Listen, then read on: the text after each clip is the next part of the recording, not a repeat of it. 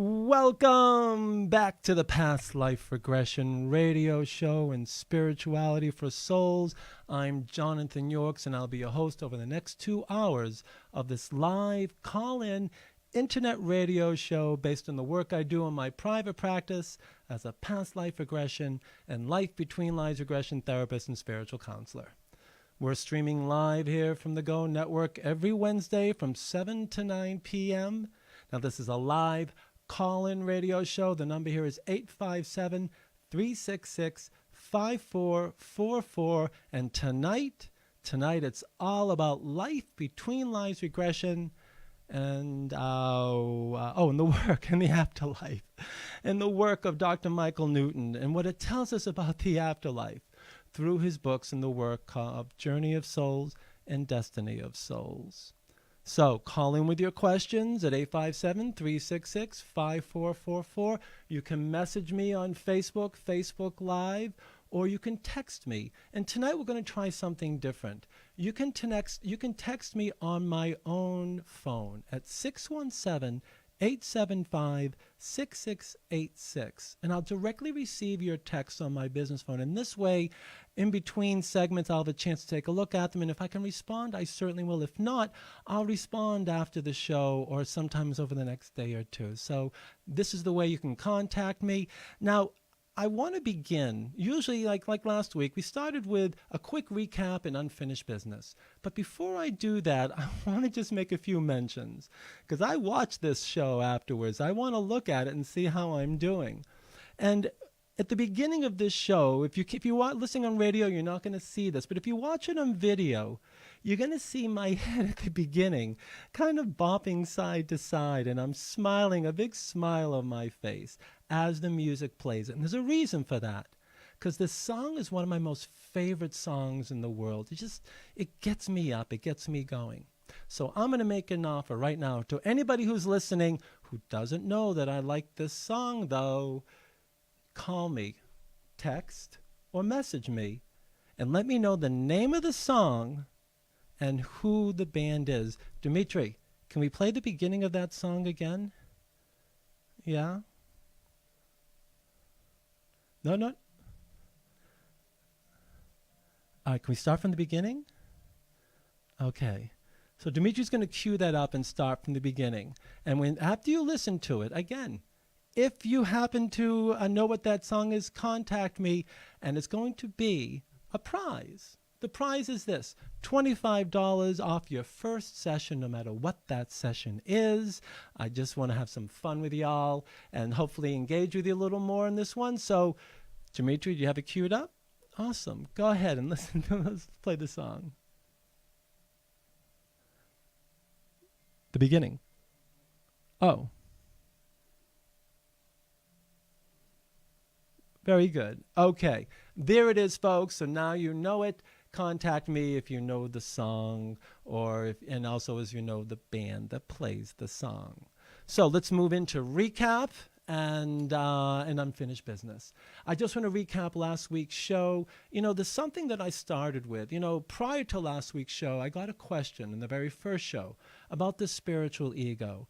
And I just want to clarify something, because I talked about it last week. And the question was basically, and I don't think I answered it all, was that how do we know, how do we see the development of the spiritual ego through lifetimes? And I said, well, yes, you can see it, and no, you can't see it. And let me explain that. I explained the yes, meaning you can see your nature and tendencies as a soul through this kind of emphasis of your inner movement, your inner drive, what inspires you. So when I tell people, notice what you have an attraction towards and what you have an aversion towards as well, or from. But as far as the no question, and if you want, go listen to last week's show, you'll hear that side of the answer.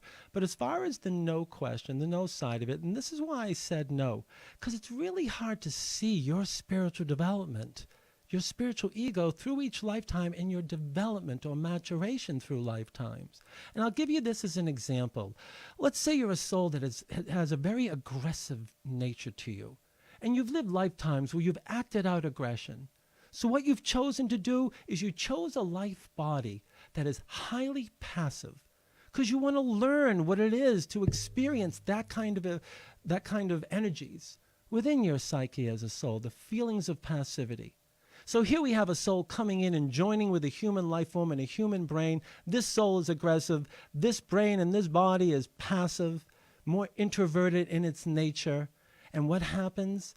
We see a schism taking place between the spiritual ego and the human ego, that of the brain.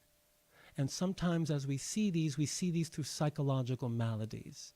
So can I see the maturation of this soul through that lifetime? No, I can't. I can't tell how that soul has evolved through lifetimes. That's something you discover within the spiritual dimension when you are out of the body and you have a chance to explore yourself as a soul. And we're going to talk a lot about that this evening. So that was something I just wanted to clarify. Now, as far as other recap, I mentioned a client at the very beginning who had a seizure disorder. And listen back to that, because it really is fascinating. If you think about it as a soul, you know, the idea of karma and how it operates in our experience, in our journey as souls, how we use these conditions, and how this client used this condition from a prior life trauma in a medieval time, and how it's now operating in her present life, and how she has to now grow through mindfulness, through an actual choice-making moment, to a greater presence when she's activated, when this karma is activated within her. Listen to that. It's fascinating because the idea of a life lesson, every lifetime we have life lessons. We are working on something that we are seeking to learn. And so in her life lesson, she's going through this past life, and I think it's one life lesson, and she surprises me with something completely different. It's worthy of listening to. I then went through the regression process.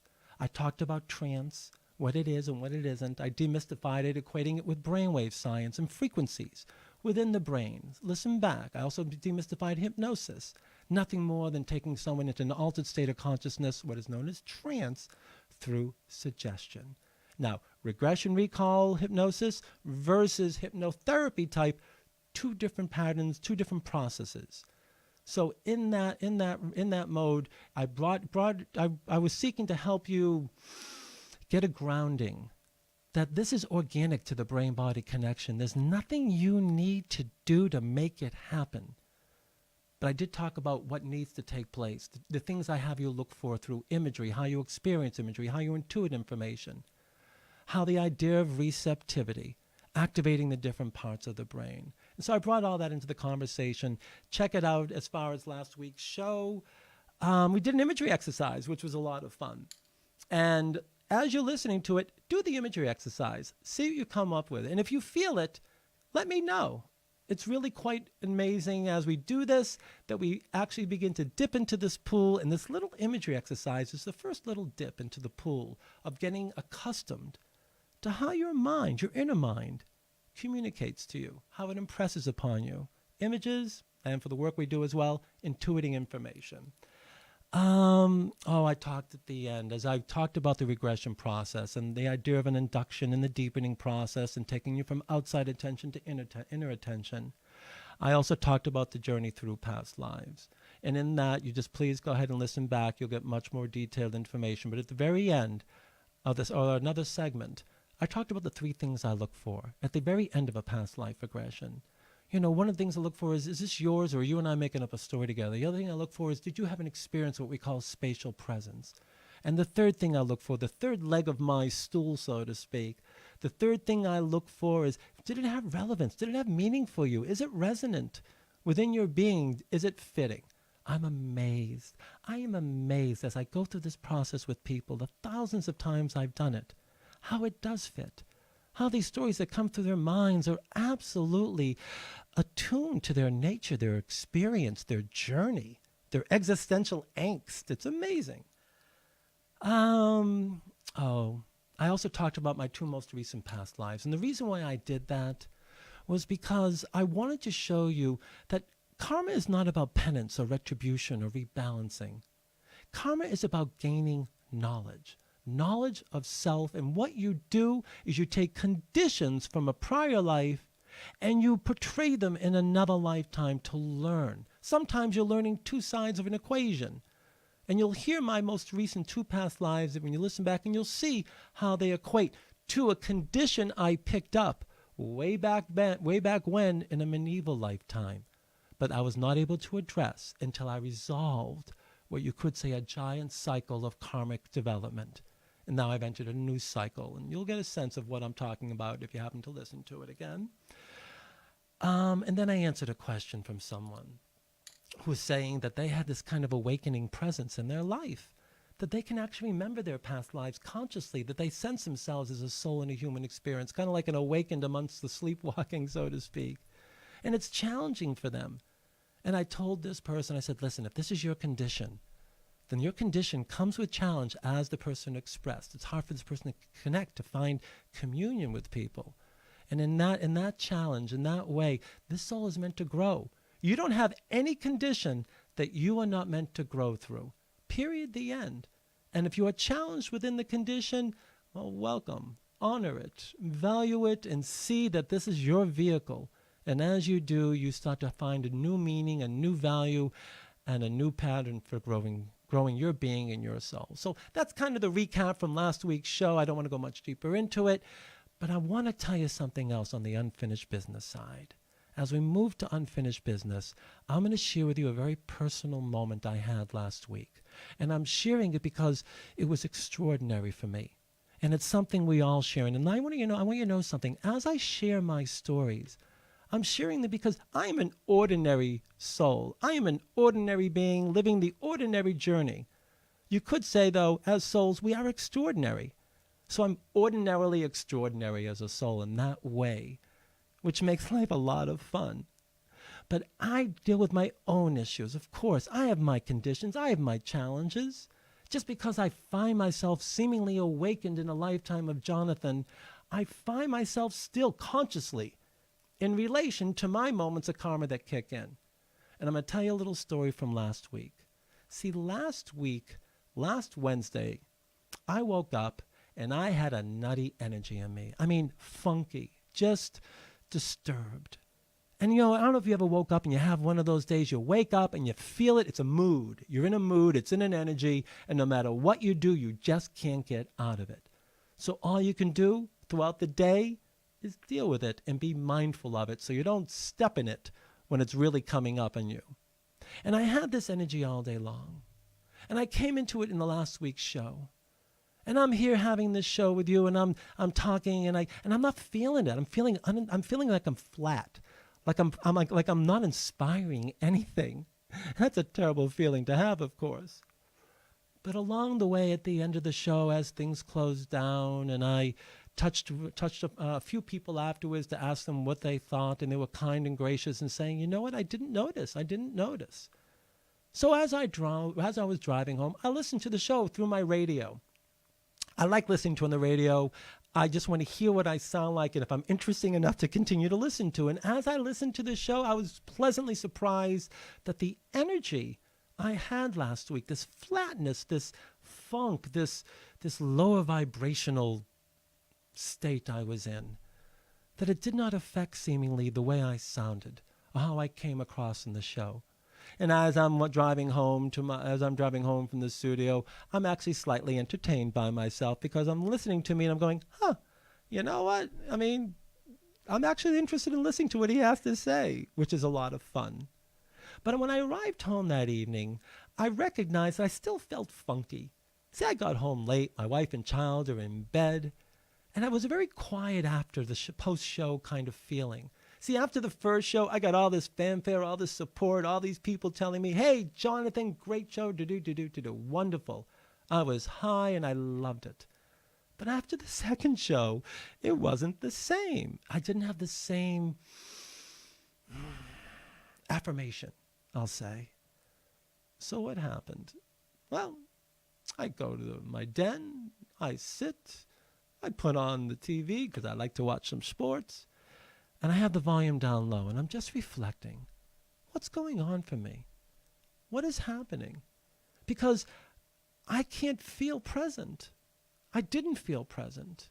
I was doing this as one of my spiritual bucket list moments. I was doing this for something that had meaning for me.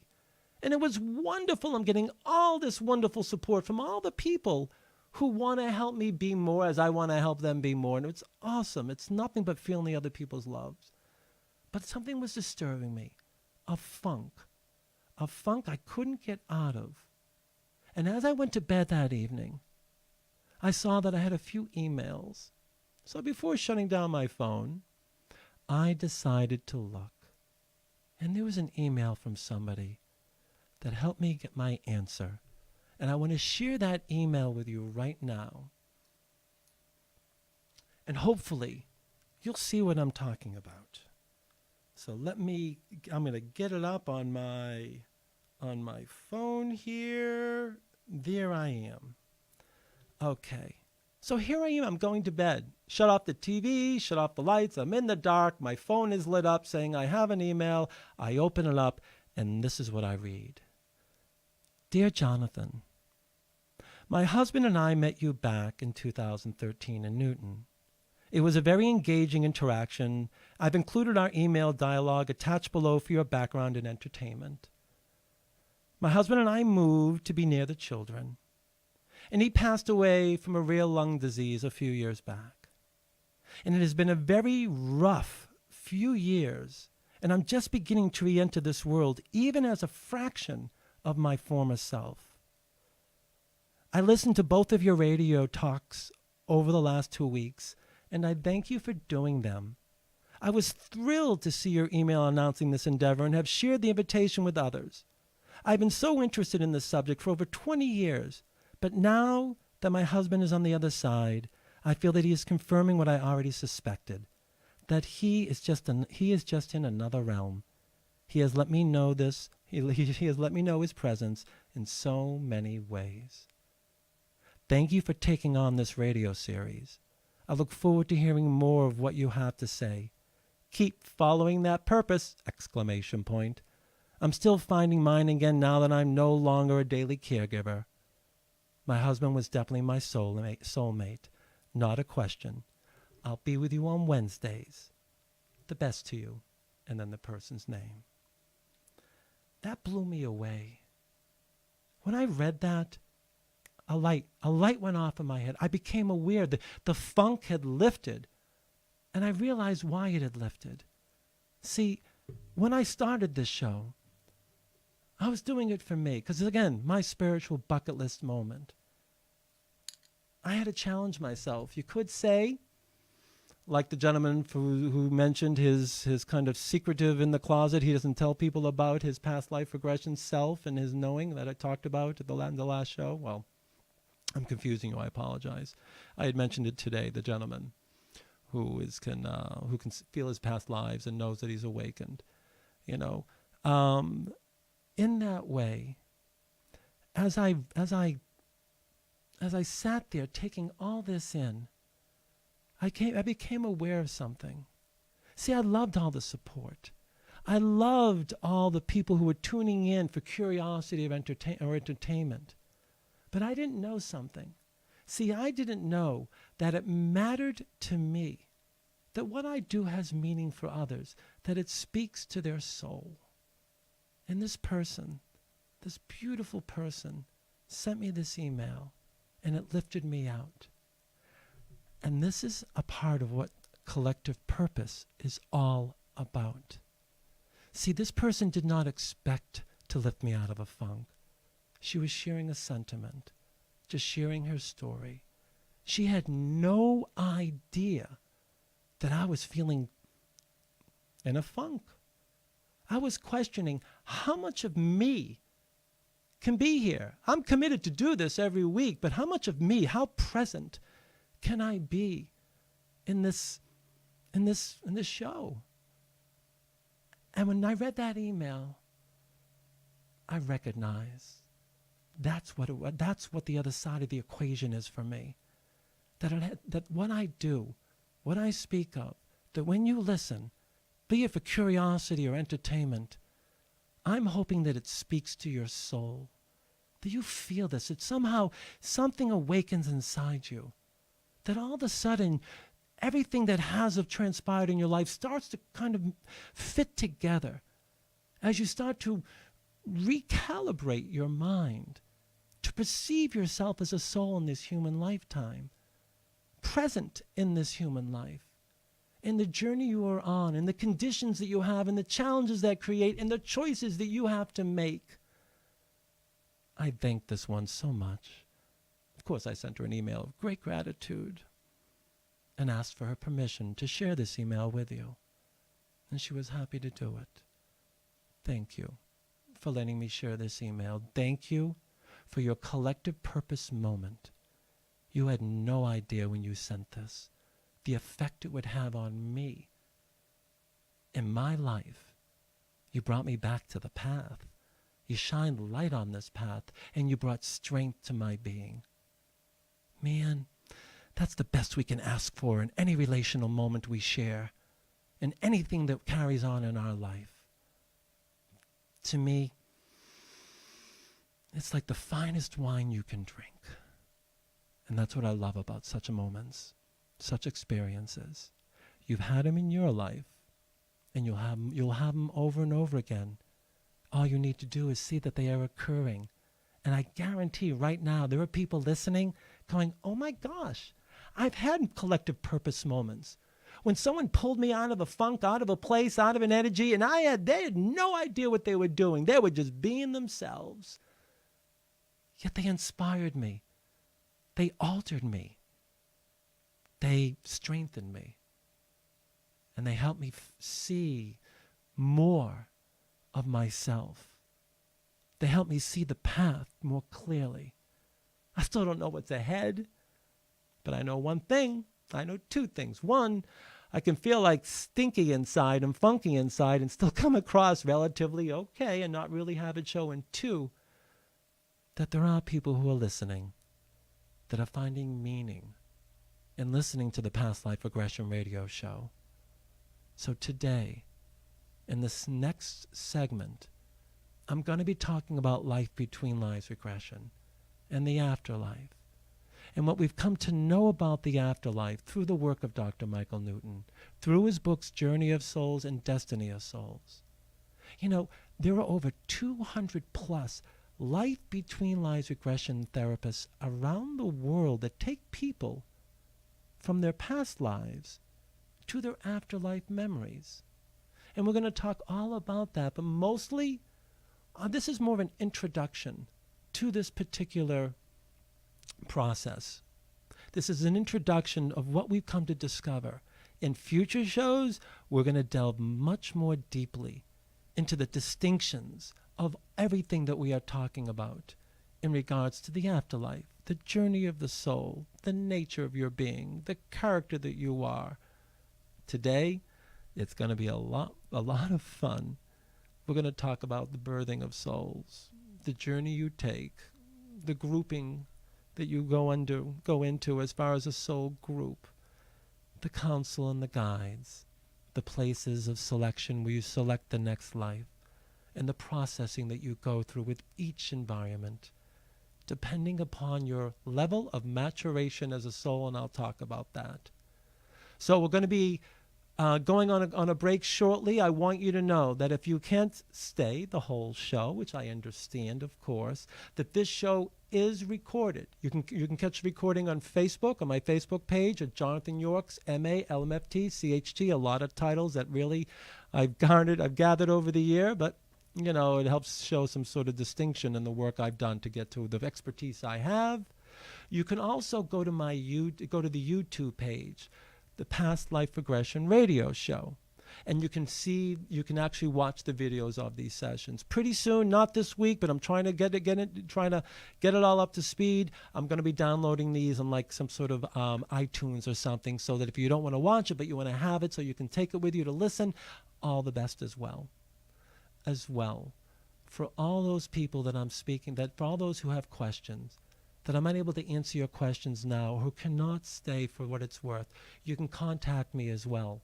Contact me at jonathanyorkscott.com. Call me on my phone at 617-875-6686 at any time. I take initial consultations all the time. These initial consultations, we spend 20 to 30 minutes thereabouts. I want to hear the reason for your call. I'll explain a little bit of the process, answer any questions you have. This is a complimentary call. There is no charge for this. I'm happy to do it. I love sharing this information, as you can tell, or I wouldn't be doing this radio show. So, We're going to come back in 5 minutes, and then we'll get into life between lives, regression, and the afterlife. Be right back.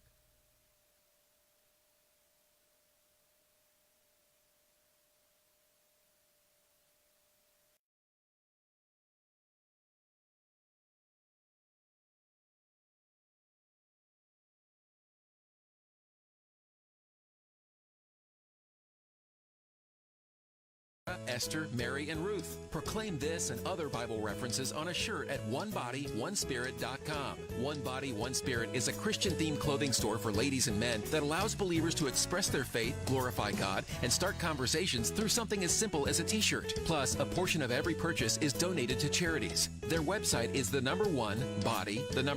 Spirit.com to view their clothing selections. OneBodyOneSpirit.com. Has your computer seen better days? Is it always freezing and lagging? Are you constantly plagued with pop-ups and viruses? Are you not able to get any work done? You don't need a new computer. You need Phoenix Technology Support. With just one call to Phoenix Technology Support, you will never have to stress over the hassles of taking your computer to a repair shop again. Just leave your computer right where it is and let us come directly to you. Phoenix Technology Support has over 10 years of experience in the industry of customer support and IT solutions, and it's the best place for help with all of your home or business electronics. From gaming systems to tablet setups, smartphones to smart TVs, even business servers and emails. We will help set up or troubleshoot almost any technology in your home or office. So next time you think your technology is at the end of its life, have it rise from the ashes like a phoenix by calling Phoenix Technology Support at 617-658-3240.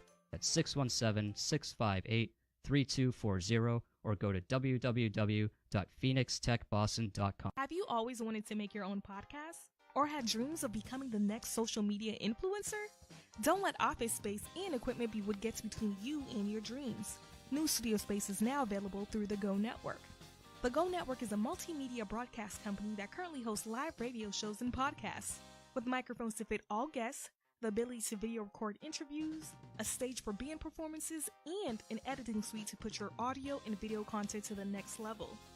The Go Network will provide assistance with producing, editing, sponsorship outreach, marketing, and more. You can create the podcast or web series you want with the lower price tag. Visit our studio location in Norwood or our audio suite in Canton. For more information, call us at 857-445-0424 or email us at info@gonet.com. That's info@GEAUXNET.com. In a world filled with many distractions, would it be incredible to find a way to get lost in your own choosing? Do you love to hear crisp audio from your favorite podcasts? Have you ever felt like the soundtrack to a movie or video game would sound greater if there was a better way to deliver sound? Bear Dynamic closed-back studio headphones are a perfect tool for any sound enthusiast. Plug in your Bear Dynamic headphones and go on an audio escape. The Bear Dynamic DT770 Pro headphones are a favorite amongst music producers, sound engineers, and broadcasters all over the world. If you're not prepared to compromise on studio sound, visit www.beardynamic.com. That's www.beardynamic.com and get your own pair now. Whether for home or on the go, it is the right product for every need. Are you in need of stickers, be it for personal or business use? Then you need to go to stickeryou.com right now. That's stickeryou.com. Sticker U is passionate about providing you and your business with the highest quality custom stickers, labels, decals, and iron-ons. They can even make you temporary tattoos. If you want to stick out from the competition, then you need Sticker U, as Sticker U provides the best platform in the world to create custom products that make you stick. Every day, noon and midnight, tune in to Gag Order Network for twice-a-day interview replays of your favorite stars and celebs. Hear about George Clinton's Boston connection. Where did Dr. Funkenstein obtain his doctorate? Oh, Berkeley, Boston, yeah, I got my doctorate. Find out what X Factor winner Melanie Amaro is up to. Working on music with different producers and meeting with different writers and whatnot. So I'm working. I'm definitely working. Every day at 12 p.m. and 12 a.m., we're replaying your favorites, like how Anchorman and Saturday Night Live star David Koechner got started. Then I visited a friend up in Chicago. I went to a show at the Second City. I noticed that they taught classes, and it's like a light bulb went off. That's how you get here. You study. Giving you more of what you want here on GagOrderNetwork.com. You can also download the TuneIn app, search Gag Order Network, and now you can set your TuneIn autoplay to launch at noon and midnight.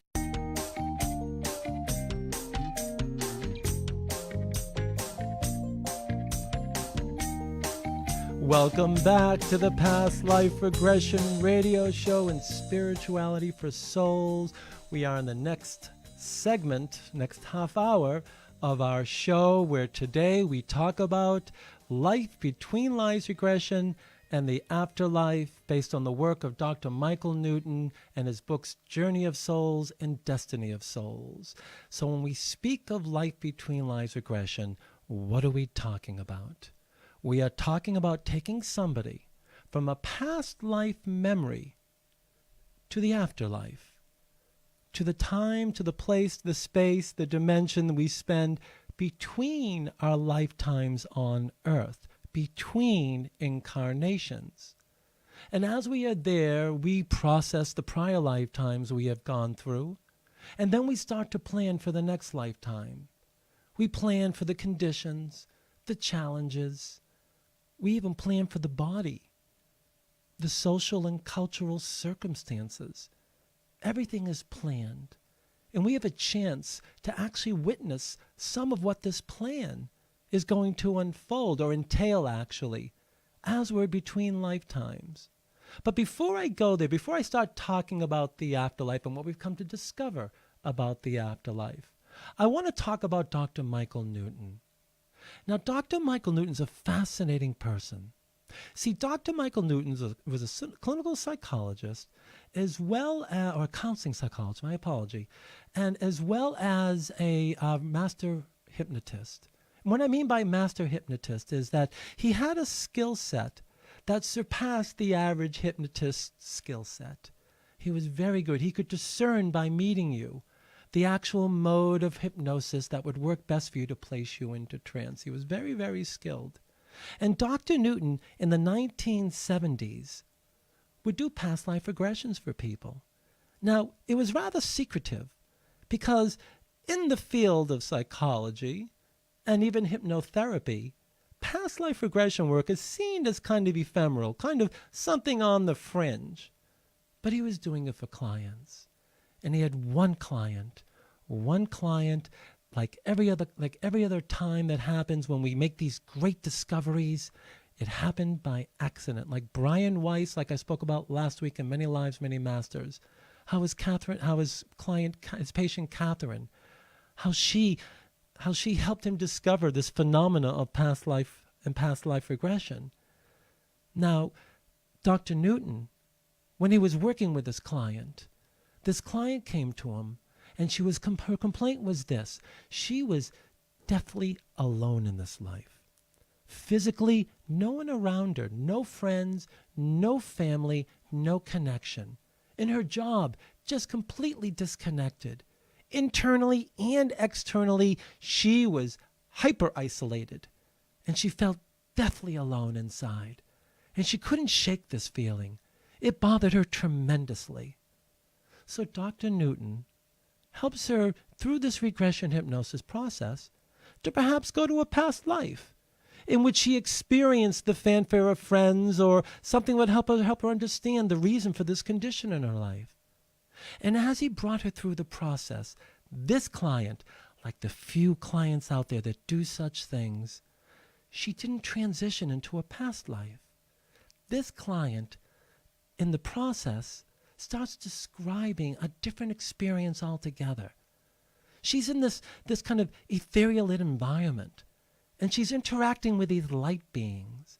And the whole time she's saying, I'm home, I'm home, I'm home. And doctor, I'm with my friends. And Dr. Newton's like, what? What's going on here? He has no idea. And the client tells him, my spiritual home, where I go between my lifetimes on earth. Now, Dr. Newton didn't know what to make of this. And he explored this experience this client was having. And this client came out filled with this feeling that she is not alone, that she has the support of many. And even though they're not present physically in her life, she feels them now in her life. And what Dr. Newton did is he took that moment and he decided to continue on. And over the next 20 plus years of his life, Dr. Newton would take people from their past lives to the afterlife. Now, very common in past life regression therapy, we stop you at the death scene. Now, in the work I do, I actually float you up and out of that death scene, and you float within in the moment of passing in that past life. And I actually have you move into an expanded state within the light of your being as a soul for a higher self-dialogue about lessons and karma that you're bringing into life and how you can best resolve and attend to it and fulfill the life you're in. Dr. Newton was doing this for research, and research only. And as he did, thousands of people came through his door. Thousands of people went through this life between lives regression hypnosis. And as they did, thousands of people reported their experiences in the afterlife. What we are as soul, our nature as souls, our reasons for incarnating, and everything else that is within the dynamic of such a journey. Now, I'm going to talk about the actual regression process in a moment, but I have to think you're much more interested in what we've come to know about the afterlife. And by the way, just so you know, I've done this journey. Not only have I done past life regressions, I've done this life between lives regression thing. And I got to tell you, again, like I've said before, it can't be explained. It can only be experienced. And you know what? The experience is a spectrum. Not everybody goes into these moments like the Catherine and Brian Weiss's book, or like this woman in Dr. Michael Newton's story. No, the majority of us is somewhere along the bell curve. We're in the mid-range. There are exceptions, of course, on either side. People who can't do it all and people who are exceptional at it, and everything in between. See, that's why I tell you, in order to do the work, you have to become familiar with how you receive imagery and how you intuit information. Because as you do, you allow yourself to immerse more deeply. The receptivity opens up. The parts of the brain we're seeking to ignite light up. The deeper you go in your focus as far as the stimuli that's taking place through the inner sensorium of your brain. So Dr. Newton, through all his work, in 1994, wrote a book. And the book is Journey of Souls. And it's a good book. And I talked about it, I believe, in the first show. A book that basically describes a linear journey from the time of death to the time of incarnation, what he would call embarkment in the book. And then he wrote a second book, further along. I forget the date, I forget the actual copyright date, called Destiny of Souls. This is fascinating. It goes into the depth of research about the nature of souls, the journey, the characteristics, the for what it's worth, the divisions within souls as far as our maturation process from beginning souls to advanced souls. And so let's dip into this pool a little bit. Let's talk about life between lives regression and what we understand about what we are as these spiritual beings incarnating into human lifetimes. So, this is what we know, how souls are first generated. Seemingly, in this energetic allness of life, there seems to be an expanse, a pulsating expanse. And as this expanse pulsates, it moves fragments of itself from itself.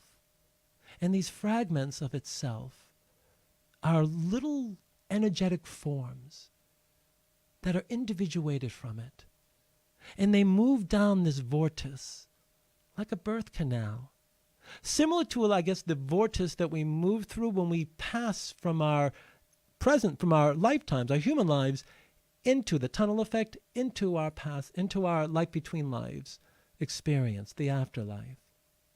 And as these newborn, newly generated souls are moved through and birthed from this pulsating field, they are received. They are received by what we call the nursery keepers, enlightened ones that take these newly generated pure white light beings and place them in what we would call an incubator of sorts. And this place of incubation, this nursery, is immense. And these beings, as they can detect us, as they feel who we are, they don't tell us who we are. All they do is they tell us we are here. And at some moment, we awaken and we distinguish an otherness. See, as newborn white light beings, we are undifferentiated from the source of all life that generated our existence. We haven't individuated yet in that moment. That moment when we become aware of distinction, of otherness. In that moment, we move into a place of individuation. And if you've never read the books before, and I don't really like doing this very often, but I love this part of the book of Journey of Souls. And I want to offer this because this came from, Destiny of Souls, my apology. This came from a client of Dr. Newton's, a client who was a nursery keeper. And it's on page 126 in the book Destiny of Souls. And I'm going to go through this a little bit, not because of anything that I just want you to get a flavor of what this person said and how we seem to kind of form ideas, impressions of what's taking place. So I'm going to play Dr. Newton and I'm going to play the client. I'm trying something out here, folks. I don't know if this is going to work, if this is going to actually be effective. But, in a live show, you try things, they work, sometimes they don't. Now, this woman came to Dr. Newton, and she's what he would call an advanced soul, and we'll talk about that, meaning she has gone through a maturation process where she has moved into her latter stages of maturation through incarnation. And so Dr. Newton and the soul, her spiritual name was Sina, S-E-E-N-A. So Dr. Newton asks, Sina, what has been your most significant experience between your lives? And Sina, without hesitation, he writes, I go to the place of hatching, where souls are hatched. I am an incubator mother, a kind of midwife. Now, others have described it as nursery keepers, and Dr. Newton in his book describes it as the nursery keepers. Dr. Newton, are you telling me you work in a soul nursery? Sina, and he describes brightly, yes, we help the new ones emerge. We facilitate early maturation by being warm, gentle, and caring. We welcome them. Dr. Newton, please explain the surroundings of the place to me. Sina, it's gas-like, a honeycomb of cells with swirling currents of energy above. There is intense light. Dr. Newton asks, when you say honeycomb, I wonder if you mean that the nursery has a beehive structure or what? Sina, yes. Although the nursery itself is a vast emporium without seeming to be limited by outside dimensions, the new souls have their own incubator cells where they stay until their growth is sufficient to be moved away from the emporium. Dr. Newton asks, as an incubator mother, when do you first see the new souls? Sina, we are in a delivery suite, which is part of the nursery. At one end of the emporium, the newly arrived ones are conveyed as small masses of white energy encased in a gold sack. They move slowly in a majestic orchestrated line of progression toward us. Dr. Newton asks, from where? Good question. At the end of our emporium, under an archway, the entire wall is filled with a molten mass of high-intensity energy and vitality. Interesting, huh? You describe it as vitality. It feels as if it's energized by an amazing love force rather than a discernible heat source. The mass pulsates and undulates in a beautiful flowing motion. Its color is like that on the inside of your eyelids if you were looking through the closed eyes at the sun on a bright day. Dr. Newton asks, and from out of this mass you see souls emerge? Sina says this, from the mass our swelling begins, never exactly from the same site twice. The swelling increases and pushes outward, becoming a formless bulge. The separation is a wondrous moment. A new soul is born. It's totally alive with an energy and distinctiveness of its own. Now, other level 5s have described it similarly through their own understanding. But Dr. Newton goes further on.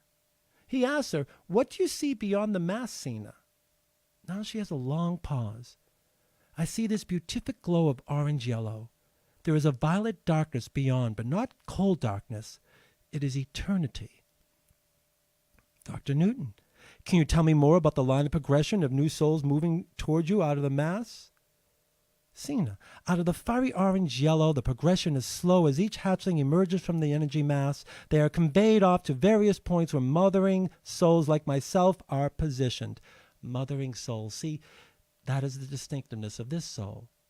And all the souls who are within these nurseries, these souls have this, what you would call a mothering energy, a natural energy that emphasizes a state of an archetypal mother that is experienced and expressed through all of life. So she goes on to describe these hatchlings, and she says they're basically white light energy. And she talks about them, and she talks about how she helps them wake up. And I just want to offer this. We function as nursery caregivers, but this is not a human maternity ward. At the moment we embrace the new ones, we know something of their identity. Their individual patterns become more evident as we unite our energy with them to give them sustenance. This allows us to better utilize our vibrations to activate, to ignite their awareness. All this is part of their beginning. In that moment, when the awareness hits, the soul starts to move into a distinction of itself. But that's not where it ends. Because as souls, we have to move along. We move out of the nursery, certainly. And where do we go? Well, it's very interesting. See, as newborn souls, we don't know ourselves. And we go to a place that's like a playground. One client called it the place of play. And in this place of play, you could say there are things described like slides, like swings, like playgrounds type apparatus, but all energetic in its makeup.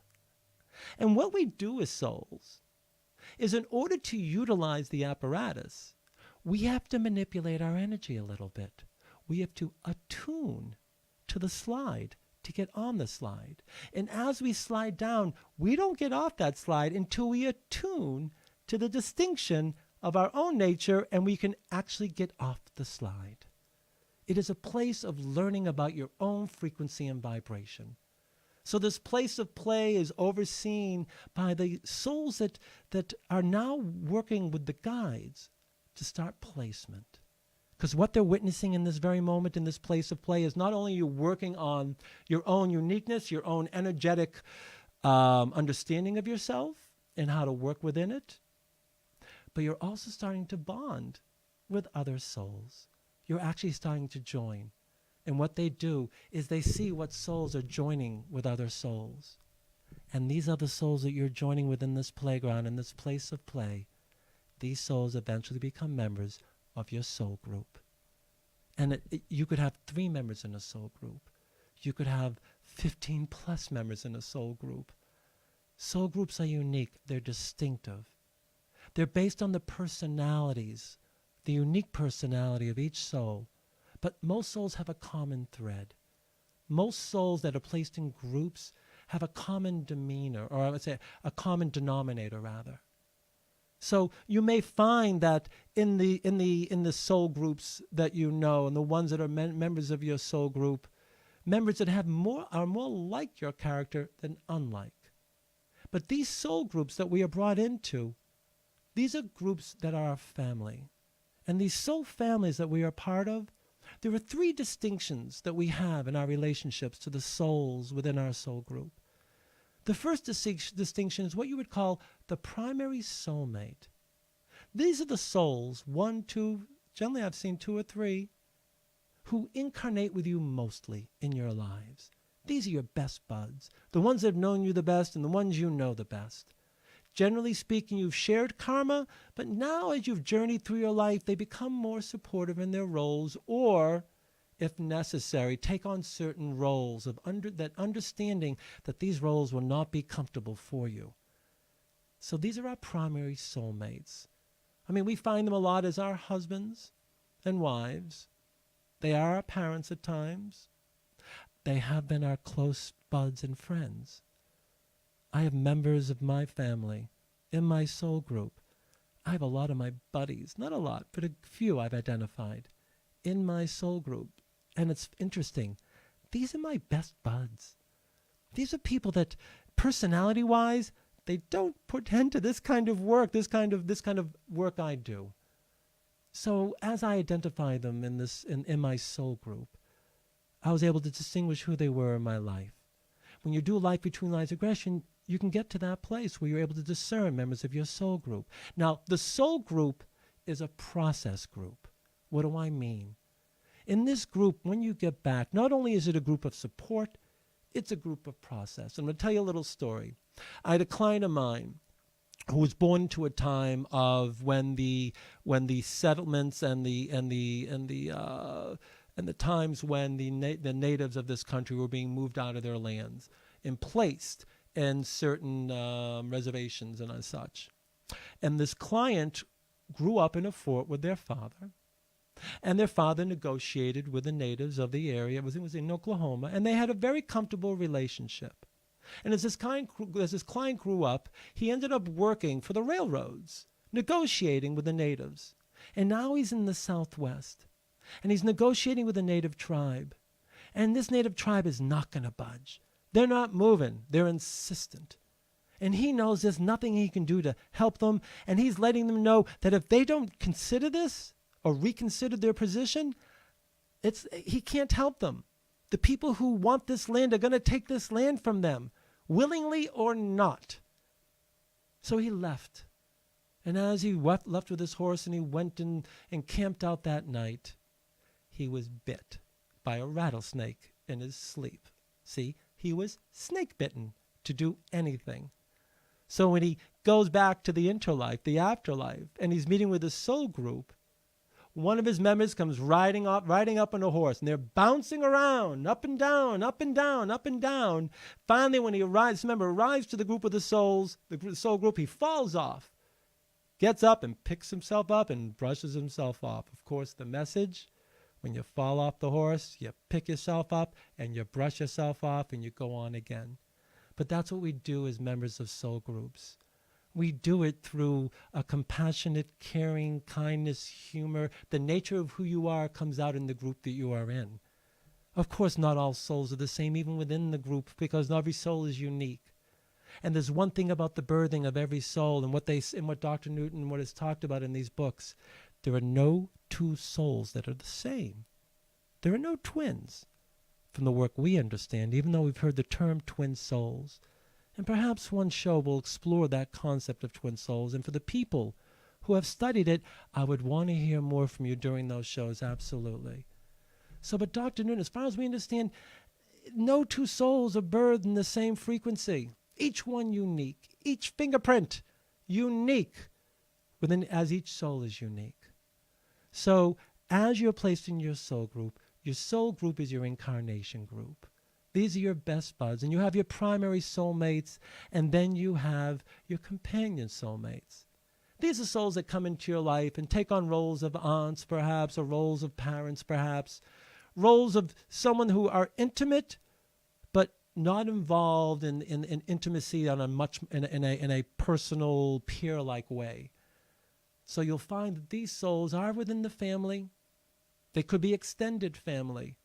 But you may find companion souls that members from your soul group around you. And we all have a few. But I will say, like I said in my last lifetime, I went into my last lifetime, as I talked about my life as Michelle. And if you want to hear more about it, go to the very first program where I offer and share about my journey and my story. And, as Michelle, and coming from that lifetime, knowing that as I came back from that life and entering into this soul group experience of mine, I found an environment of support, and not just in the presence of these other souls, but in the feeling.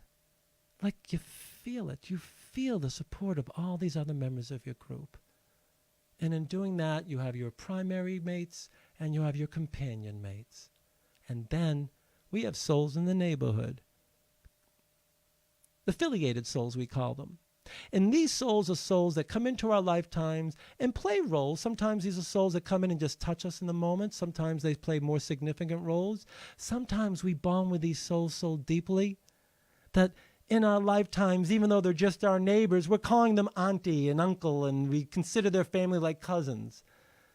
These are some of the souls as well that may be affiliated souls. Souls in your neighborhood, around your soul cluster, your soul group. And so the souls that incarnate with you for whatever specific purpose or role they are serving. Now I see that we have come up to a half an hour already. And there's so much more to talk about. So what I want to do is I'm going to continue to keep going, Dimitri. Okay? Just for maybe another 5 or so? Okay. All right. I want to go further. Because not only do we have soul groups, we have our guides. So when you are birthed and you are brought to the place of play and you're starting to work on your being, knowing yourself through the experience of your energy and the movement of your energy, your personal within the relational, with the environment around you, and as you're starting to bond with other souls, you are now brought into the moment of a soul group, and there are guides assigned to your soul group. And it's interesting about guides. See, guides are specific for our nature, for our character. I'm amazed. There are guides that are totally hands-on, and there are guides that are totally hands-off. Now, it's based on your nature and character as a soul. And everybody wants to know when they come into a session, I want to get to know my guide. I want to feel the presence of my guide. And I'm thinking to myself, well, that may not be your intention in this life, but we'll discover that. Guides are these evolved beings that no longer incarnate into human life. Most of them have. They know what it's like. How else can they guide us? Through the incarnational process. And I've heard many descriptions of guides. And I'm going to share my little story about when I transitioned. Because when you transition from a past life into the afterlife, through a life between lives regression, it's kind of a funky phenomena. Some people get that vortex, that energy tunnel, and they're moved through. Other people move through dimensions of light. And there are other experiences that can take place as well where you don't immediately go back to the spiritual dimension. I had one client who is what we call a hybrid soul, a soul that is incarnated into other life forms prior to incarnating into a human life form. And this particular client had incarnated into more of a gaseous collective. And so what this client did is after they left their past life, they went and joined with the collective to share their story. And then they went to the afterlife, to the spiritual dimension. Now, the journey of the soul, and as I said, I'm going to share my particular transition. As I transitioned, as I left my most recent last life as Michelle, and I transitioned to this afterlife experience, I went kind of quickly. And I find myself at some point in a field of a self-illuminated environment.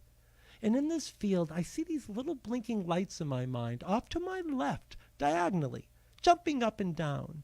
A whole bunch of them. You know, the person asked me how many, and then number 30 came through my mind. I just said it. But there were whites and off-whites and pinks and oranges and some yellows and a couple of greens. And as I approached these lights, the person asked me, who are these lights to you?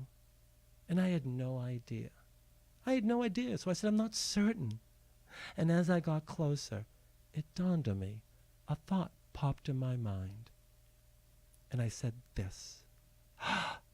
These are my students. Now, come on.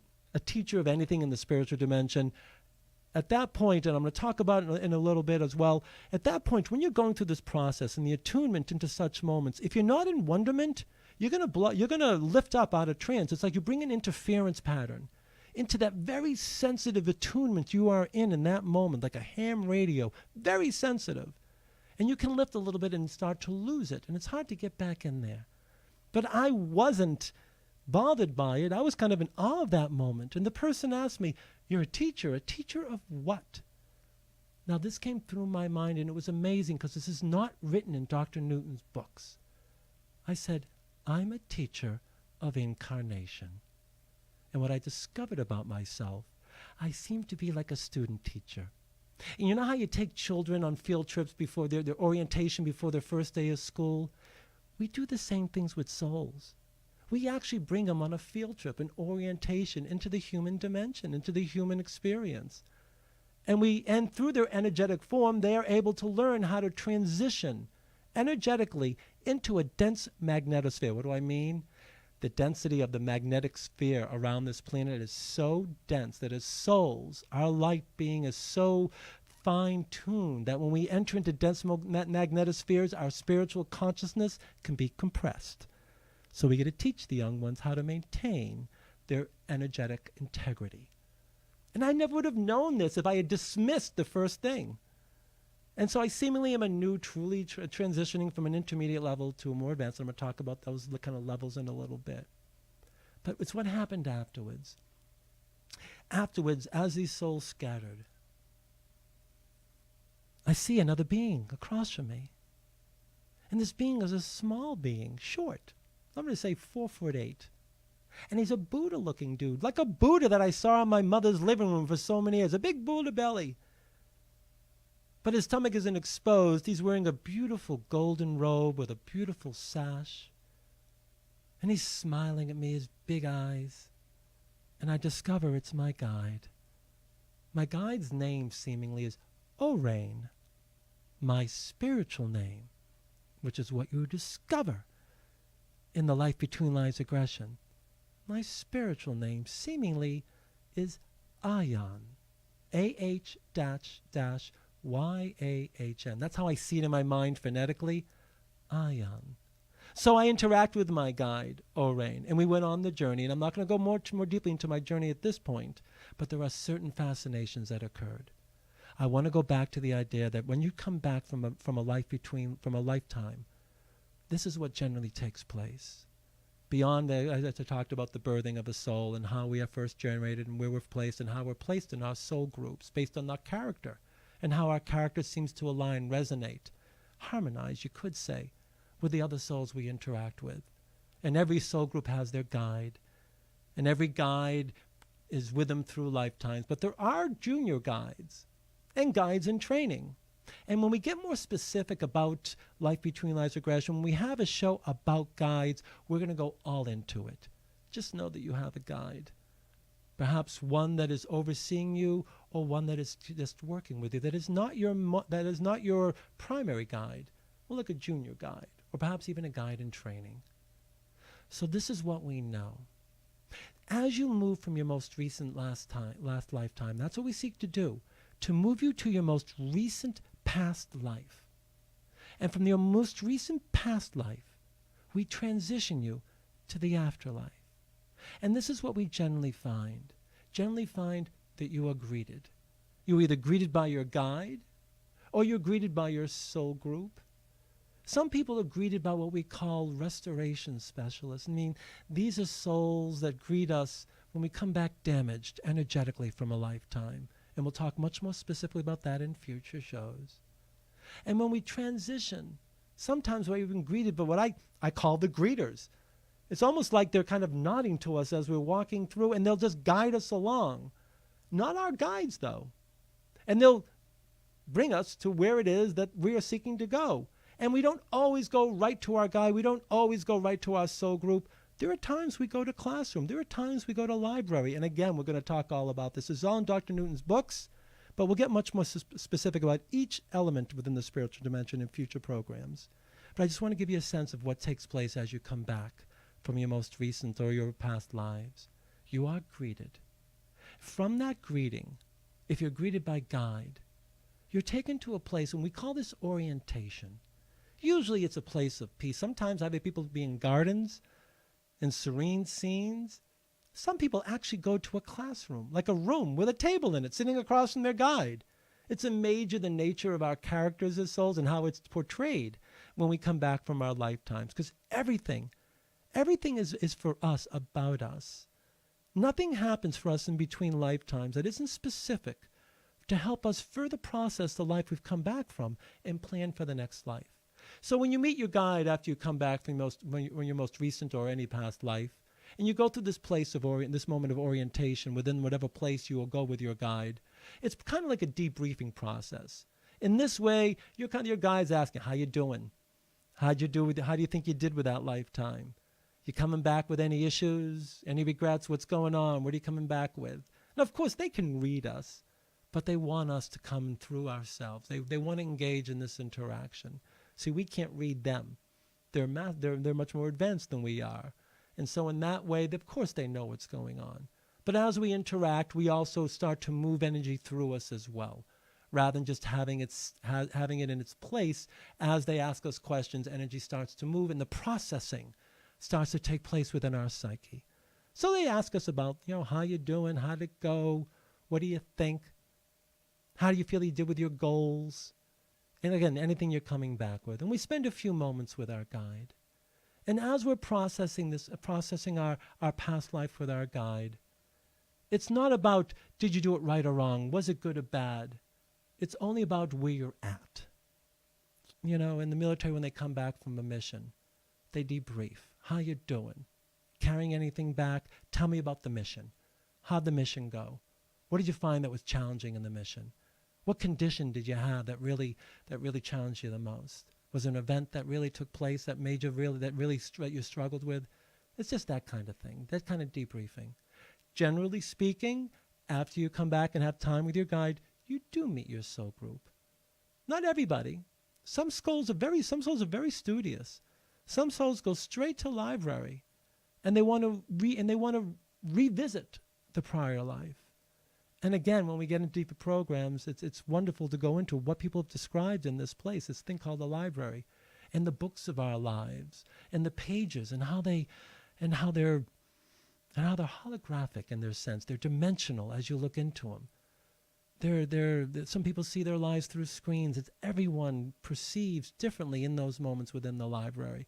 But as you go back to your soul group after your past life, and they help you process a little bit of what you went through, and you interact and you connect and you join and you feel the love and the energy and the celebration of you. It's an awesome feeling. It's like coming back after a long trip, and everybody's waiting at a party, and they're all there gathered. And they're all, yay, you're back. Welcome back. And you feel nothing but joy. Now, I will answer this. People have asked me, Jonathan, my father has died. And when I go back to the spiritual dimension, if he's incarnated again, will I see him? And the answer is yes. As I mentioned even in the first show, as a soul, you do not leave the spiritual dimension. You are an energetic form, an energetic being that can travel through time and space. Think of your spiritual consciousness like a holographic consciousness. And every aspect of your being contains the whole of you. And what we seemingly do, is we actually project a certain amount of our spiritual consciousness, a certain percentage, into a life form. So every soul has brought a certain amount of their consciousness, their spiritual consciousness, their energy, into the life form they are within. And some bring too much, and some bring too little. It all depends. It all depends on what you choose to bring in as a soul, believing of how you'll respond based on the challenges you're going to go through. So certainly, yes, you will see past loved ones, even if they've incarnated. Absolutely. This is what we know. We never leave the spiritual dimension. We project our spiritual consciousness into a life form. There is a process. We'll talk about that in another show. Today is just about the introduction of such things. So, from Soul Group, there's many other opportunities that people go to. Some people go to play. Some people do music. There's a whole plethora, a spectrum, a whole cornucopia of possibilities. Myself, when I got back from my lifetime, and I met the young ones that I call, that were greeting me, and they kind of came up around me and rubbed up against me. The person the person facilitating my regression said, "What does it feel like?" And I told them, it feels like a tickle. And it actually did. It was an inner impression of being tickled in some ways, with something rubbing up against you. And after I interacted with my guide, Orain, I went to a place of rejuvenation for myself. And we all do that. In the spiritual dimension, We have our place that we create to rejuvenate. Mine was this grassy hill along a beautiful, slow-moving river with a grassy hill on the other side and a singular tree. And it was sunny and blue sky. And I'm lying back on this grassy hill, listening to water rush by, feeling the green grass beneath me, feeling the beautiful blue sky above me. And I find myself totally, totally at peace. This is my place that I come for serenity when I seemingly come back from my lifetimes on earth, my little place of rejuvenation. I've heard of other places from people. Many people have gardens. Some people find themselves floating on a sea of sorts. Just other people find themselves in what we call this place of oneness. Now, what is a place of oneness? It's when you merge into this field. It's like dipping into a pool. And in that pool, the spiritual ego feels dissolved. It's like you don't sense your ego self, and you lose yourself. There is a feeling that existence is non-existence. I went through such a moment in that until my guide woke me up and said, come on, move along. But that's besides the point. But there are plenty of space stations, let's say, within the spiritual dimension that allow for a number of experiences. Through the year, we're going to touch on most of those so that you can better understand what they are, their purpose within the spiritual dimension. So right now, I'm going to pause in this moment. I've talked about the transition coming back. I'm giving you just a sense, a sniff, so to speak, of what takes place. The orientation with the guide, the meeting of the soul group, perhaps going afterwards to entertain, for leisure, for solace or serenity, anything else that is offered to you, or study. All is available to you as a soul. When we come back, I'm going to talk about the council of elders that is noted in Dr. Newton's book, and we'll go on from there. So, for those who cannot continue to tune in, this is again going to be recorded, and it's on my Facebook page at Jonathan Yorks, MALMFTCHD, on my business Facebook page. You can also go to the Past Life Regression Radio Show on YouTube, and you can watch us on YouTube once I download it. You can also, if you choose to at some point, I am going to be putting this on an iTunes perhaps, or some sort of podcast platform, so you can listen to it on your phone if you like. For those of you who have questions that have not been answered, or if you have more questions, please call me, 617-875-6686. It's a direct line to my phone. I will certainly answer your questions. I provide initial telephone consults, totally complimentary, of course, because I want you to call and ask me questions without the concern that if this guy's offering me a free initial consult, what's he trying to sell me? I don't sell, folks. I explain, I offer, then you choose. This is the Past Life Regression Radio Show. We'll be back in 5. Dimitri?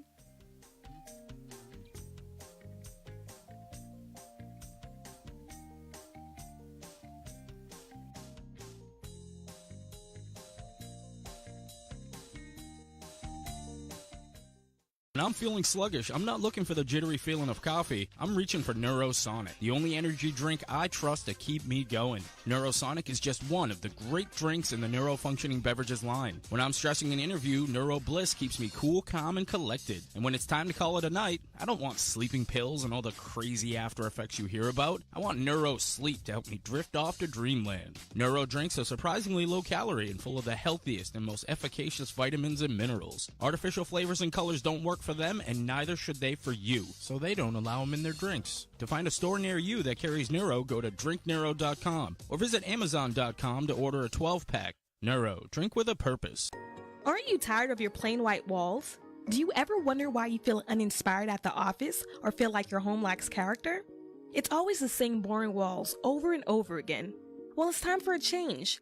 Visit walldecor3d.com and order wall panels that will turn your walls into beautiful and extravagant looking accent walls. The 3D wall panels give an extra dimension and complement just about any room. Their current selection includes plant fiber wall paneling, MDF wood wall panels, mosaic real wood paneling, and thin slate stone veneer. Remember, that's waldecor3d.com. Order now and add some depth to your life.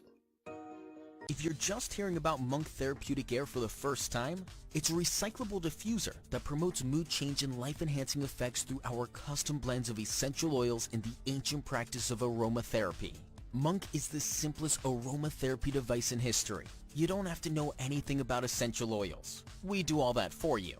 Simply pick the way you want to feel, open your Monk, and breathe in as your Monk diffuses an eclectic blend of essential oils and wild plant extracts. Monk is available in 7 different blends, all of which are organic, natural, and free of nicotine, tobacco, or artificial chemicals. Visit monq.com to learn more. Has your computer seen better days? Is it always freezing and lagging? Are you constantly plagued with pop-ups and viruses? Are you not able to get any work done? You don't need a new computer. You need Phoenix Technology Support. With just one call to Phoenix Technology Support, you will never have to stress over the hassles of taking your computer to a repair shop again. Just leave your computer right where it is and let us come directly to you.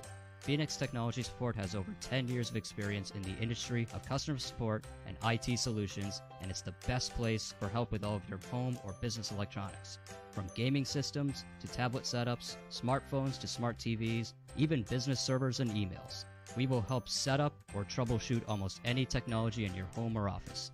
So next time you think your technology is at the end of its life, have it rise from the ashes like a phoenix by calling Phoenix Technology Support at 617-658-3240. That's 617-658-3240, or go to www.phoenixtechboston.com. Have you always wanted to make your own podcast? Or had dreams of becoming the next social media influencer? Don't let office space and equipment be what gets between you and your dreams. New studio space is now available through the Go Network. The Go Network is a multimedia broadcast company that currently hosts live radio shows and podcasts. With microphones to fit all guests, the ability to video record interviews, a stage for band performances, and an editing suite to put your audio and video content to the next level. The Go Network will provide assistance with producing, editing, sponsorship outreach, marketing, and more. You can create the podcast or web series you want with the lower price tag. Visit our studio location in Norwood or our audio suite in Canton. For more information, call us at 857-445-0424 or email us at info@gonet.com. That's info@GEAUXNET.com. In a world filled with many distractions, wouldn't it be incredible to find a way to get lost in your own choosing? Do you love to hear crisp audio from your favorite podcasts? Have you ever felt like the soundtrack to a movie or video game would sound greater if there was a better way to deliver sound? Bear Dynamic closed-back studio headphones are a perfect tool for any sound enthusiast. Plug in your Bear Dynamic headphones and go on an audio escape. The Bear Dynamic DT770 Pro headphones are a favorite amongst music producers, sound engineers, and broadcasters all over the world. If you're not prepared to compromise on studio sound, visit www.beardynamic.com. That's www.beardynamic.com and get your own pair now. Whether for home or on the go, it is the right product for every need. Are you in need of stickers, be it for personal or business use? Then you need to go to stickeryou.com right now.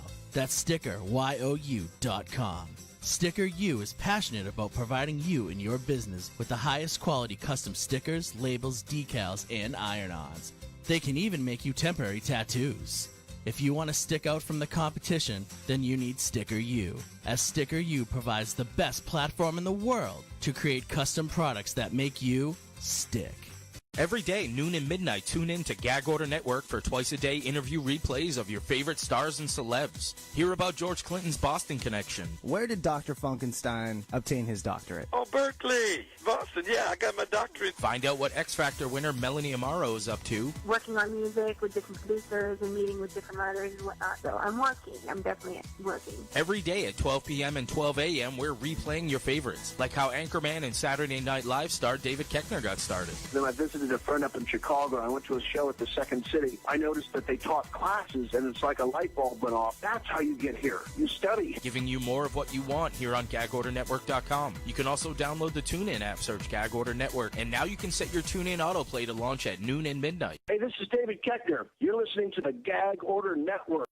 I'm going to the hardware store. Oh, will you pick up 800 lumen bulbs? 800 more flowers? The neighbors will think we're wacky. Not flower bulbs, light bulbs. Come on, Dad. Lumens tell you how bright the bulb is. We can replace our 60-watt bulbs with energy-saving bulbs that give off about 800 lumens. So, we'll save money. Right. Got it. 800 lumens and more savings. Lumens, the new way to shop for light. Learn more at EnergySavers.gov.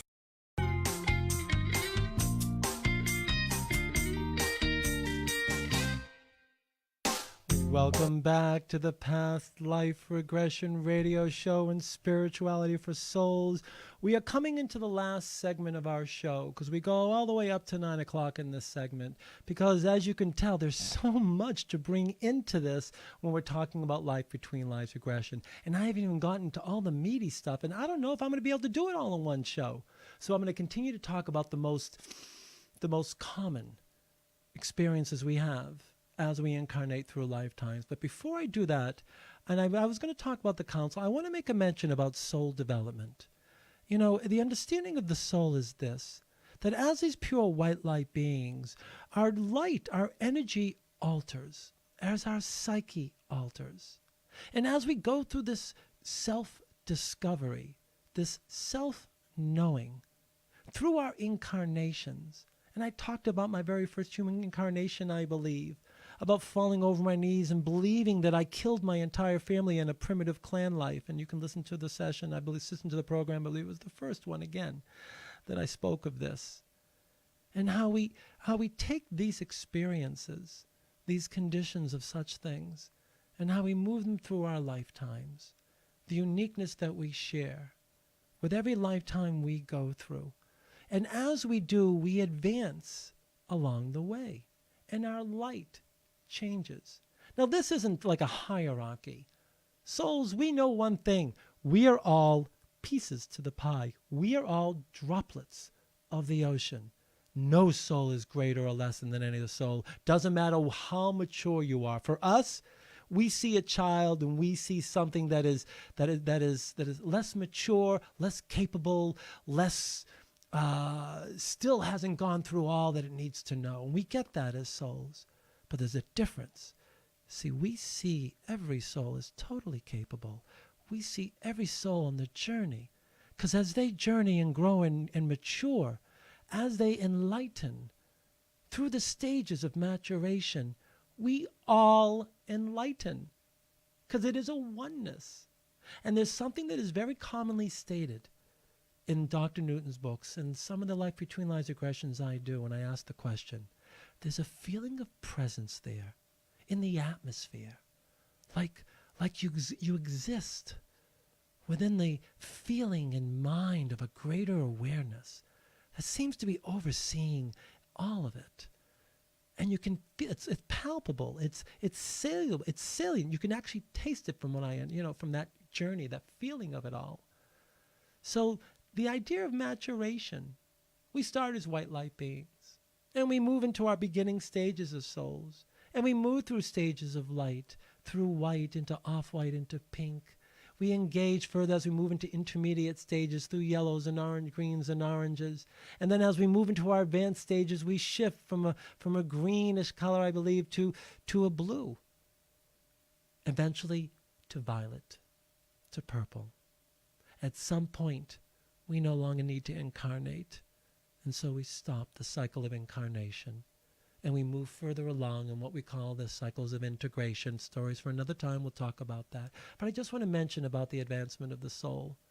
You know, when I saw myself as a soul, because we do a little thing in these Life Between Lives regressions, we ask whatever entity is with us, usually it's the guidance, to hold up a reflecting mirror.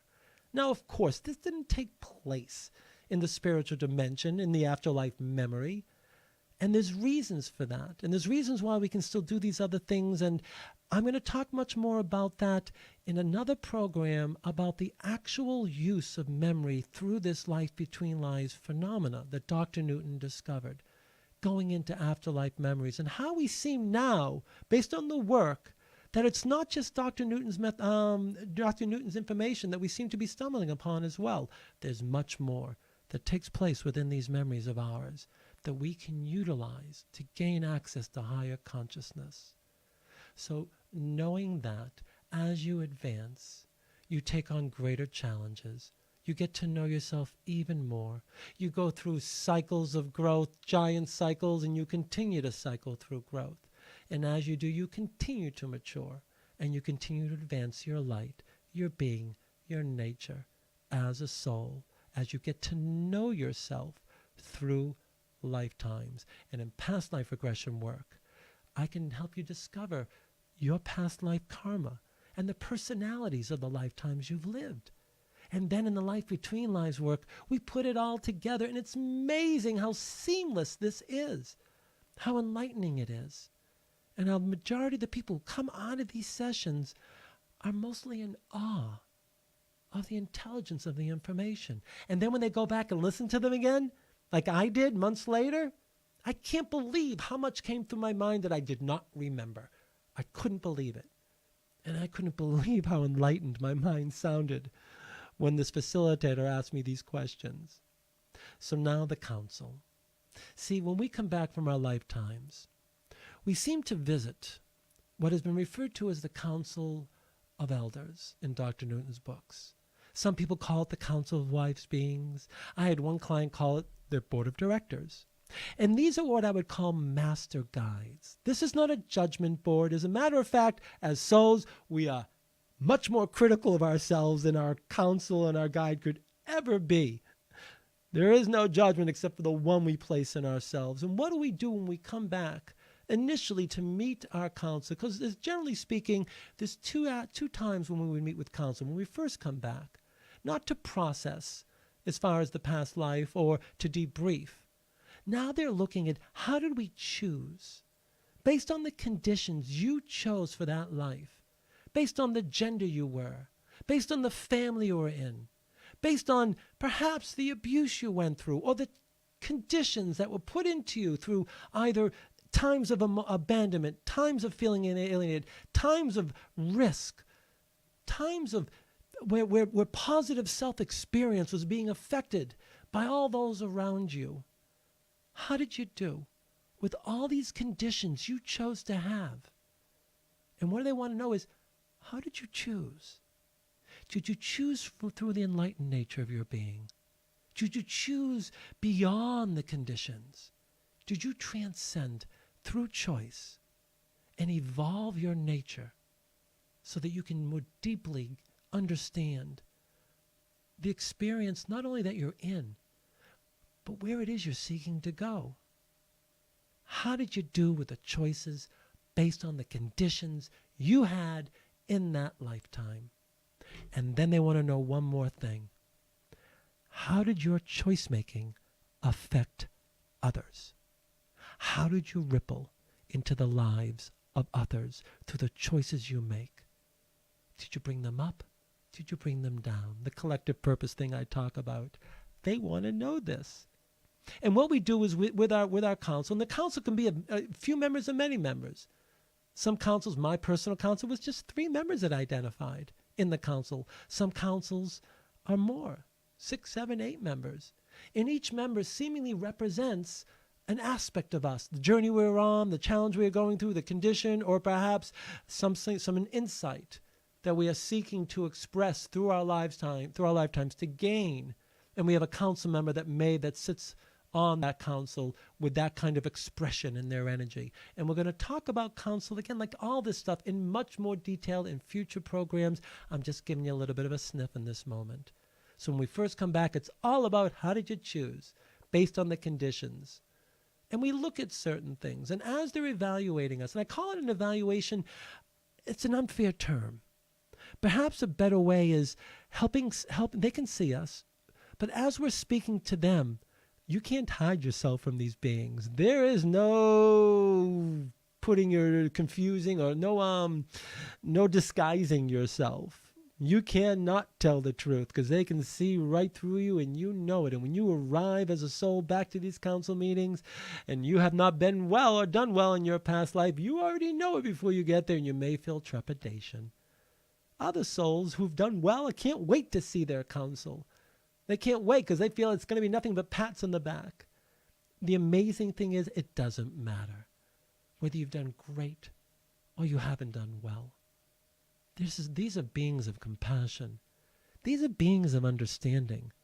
These are beings who know us and know the spiritual dimensions and process of life better than we could in the moment we are with them. Doesn't mean we don't get to that place, but certainly we evolve and grow, gain our knowledge, and become enlightened as well. But in that moment in front of the council, they can see me and I can't hide.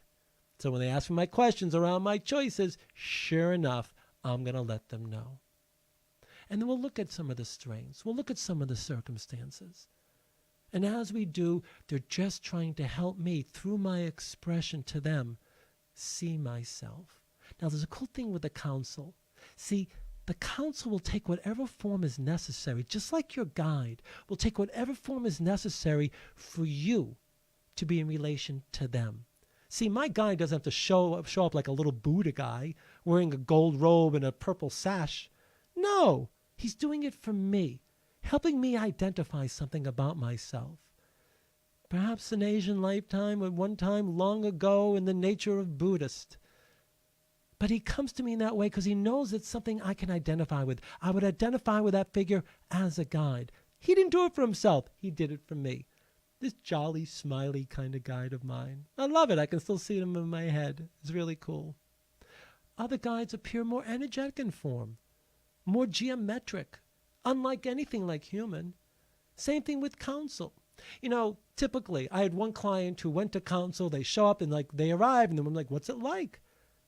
It's like, it's a courtroom. And what's going on? There is people behind a desk, behind a stanchion there in black robes. And it looks like there's a jury. And I'm like, that's interesting. I've never heard of such a thing. I said, how come your counsel would create such an environment? How come this representation is taking place? And it's evident, folks. This person came back from their past life with an incredible amount of judgment on themselves. They didn't do well, and they were fearful that that the court, so to speak, their counsel, would also judge them as they are judging themselves. And as that soul in that moment became aware of how in their nature, their character, to come back from lifetimes and be really hypercritical, really judgmental of their own nature and being, because it's a part of their nature and character that they're discovering, well, the council changed. They morphed. They morphed into benevolent-looking beings in white gowns, with beautiful eyes, and yet still in humanoid form. And they will appear in humanoid form for us, for comfort, but not all the time. Like I said, they will also appear in energetic form. And like I said, the council is made up of a variety of members from 3 to a number of 7 or 8. They're there when we come back to further help us facilitate the processing based on the choices we made and the conditions we are carrying back from those past lives. Because as they're doing that, they're helping us formulate what will challenge us. What will we do as conditions? What choices are we going to create for conditions of the next lifetime? Now, when we come back to the council again, after we've done further processing and done further examination and made perhaps a choice of body and life, then we go back and we just start to fine-tune. They ask us, how come this? How come you chose this next incarnation? What are you looking to do? What goal are you looking to serve? So on and so forth. Not because they need to know, so that we become, because listen, if something remains in thought, it is always in thought. But when you activate the thought through action in mind as a form of what you would call expression, be it speech, however you express the thought, you now take it into a fullness, a form that becomes crystallized as a wholeness within you. Remain in thought, you'll always be in the state of conceptual. When you bring it into expression, you bring the wholeness of thought into being. And they want to know, all these challenges that you're creating, what do you hope to accomplish from this? And so what we do is we move it from conceptual thought and we move it into expression, and now it becomes more present in our energetic psyche as a soul. And then they let us go. Okay, good luck. as that such, and they always give us our greatest regard. We have nothing. They have nothing but respect for us. They have nothing but regard. All souls are incredible beings. We are incredible beings on incredible journeys. And our counsel is there to help us discover this through questioning the choices we made, the effect of the choices that we had that are on others, and the choosing of conditions that will become challenges based on the karma that we have brought through lifetimes. So that's a little bit of the Council of Elders. And after we go to the Council of Elders, we may go back to our soul group. We may do more leisure, or we may do more study. It all depends about your nature and your character as a soul. But at some point, you're going to go to the place that we call the place of life and body selection. Now that's so cool.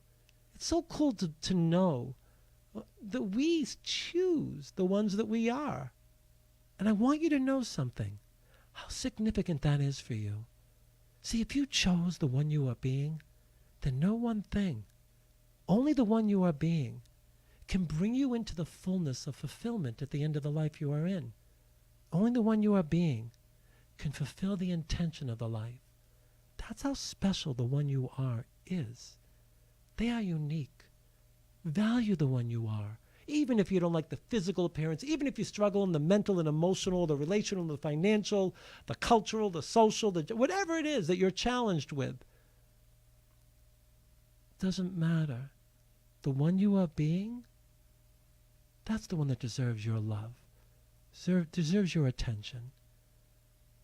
You are the central being to all that you go through in life. You are so important, and the one you are being is essential for you. So give that he or she one you are being love. Bring your hands to your heart and send that one gratitude. Say, thank you. Thank you for being my partner in this journey. Because you know, one day this body's going to stop functioning and you're going to leave this being, this ego self-contexted human life experience you are in. But while you're here, love the one you are. Before I go to the place of life and body selection discussing that, I want to mention something along these lines. See, at 6.5 years old, I was run over by a car, and my spleen burst. And this is 1968, and I talked maybe a little bit about it in the first show. But there's a reason why I'm bringing this up now. It has nothing to do with the experience I went through and all the phenomena that occurred for me. It had to do many years later. Actually, just a few years ago. And I'm driving in my car home from my office, and it's nighttime, and it's turning to dusk. And as I'm driving, I don't know why, but I'm reflecting on that moment in my life. That moment when I ran out between those parked cars in front of my house and was hit by another car. And as I'm reflecting on that moment, I got it. See, my body went with me on the ride. My body is its own consciousness. My brain is its own field of consciousness. My brain is wired into the body. I can technically, essentially, theoretically, unplug the brain and plug it into another vehicle in which it can operate through. But my body has its own consciousness. And as a spiritual entity, I came in intending to have a moment. Didn't know what that moment would encapsulate because the conditions hadn't been formulated. But in the blueprint of the lifetime I was in, at around 6.5 years old, as a psychic astrologer had pointed out in my natal chart, and I'll discuss that if you have questions about it, I can mention it again next show. Just ask me what a natal chart is. When he looked at my natal chart, and he's doing a chronology of my life, this psychic astrologer, and he says, what happened to you at 6.5 years old? And I'm looking at this guy, because this guy doesn't know me from a hole in the wall. All he has is my birth date and a chart in front of him. And I ask him, well, why? What are you asking about 6.5 years old? He said, something happened to you where your soul went home or something. What happened to you at 6.5 years old? And I told him, I was run over by a car. And in that realization that I was run over by a car, it dawns on me as I'm driving that night. My body chose to go with me. See, it didn't shut down as this little 6.5-year-old me is running down that walkway. It knew what was about to happen. It knew I was about to run in the street. It knew, it feels the psyche of my being as a soul. All our bodies do. We are a unified symbiotic relationship with these human life forms that we are in, these human organisms from which we grow through. And in doing as such, as I'm driving home that evening, I place my hands over my chest, and I send gratitude to the core of my being, to the core of my chest, to my body. I thanked it. I said, you didn't have to do that. You went with me. I was traumatized, folks. I had perhaps, maybe if not near death, an out-of-body moment that I don't talk about. It's not common that I speak of these things. But I have a memory recall of such a moment. But in that moment, in that realization 2 years ago as I'm driving home, I realized something. What an awesome companion my body is. It's not perfect. It has its aches and its pains. That's because of the way I treat it, not because it has aches and pains. It lets me know through sensations how I'm treating it, like your body does. And if you have inflammation, if you have issues that prevent fully functioning of flow of body and energies, well, welcome. Welcome to the recognition that within yourself you aren't treating your body likely that the way you're meant to, the way you're supposed to be treating it for it to be in a place that is most harmonious in its own experience of its own nature as a consciousness, a physical consciousness. So right now, bring your hands to your chest and tell your body, man, I love you. I know this sounds kind of foo-foo and all that, but that's what it is. It needs to know you are here.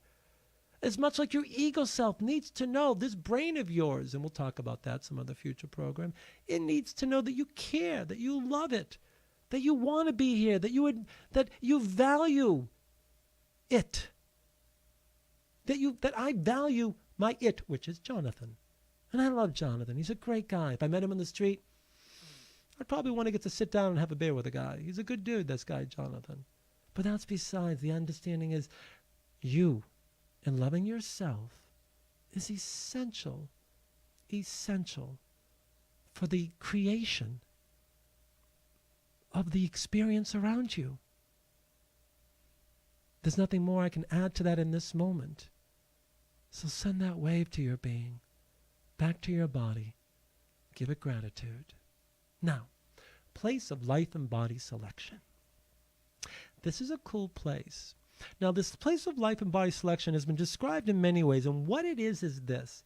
It's an environment we go to within the spiritual dimension where we are given the option of bodies to choose from, options of lifetimes to choose from. And seemingly, there are these silver light beings, interdimensional beings, because that's what we understand silver light beings to be. Beings that don't operate through time and space, that transition, that are beyond beings of time and space. These are beings who exist outside of time and space itself. Fifth dimensional, where it can see every possibility, every probability, and it knows us, and they know us as well as these entities could. And as they do, they're able to bring forward from us these different selections of lifetimes that are absolutely relevant to the karma that we are carrying and the intention that we are seeking to grow through.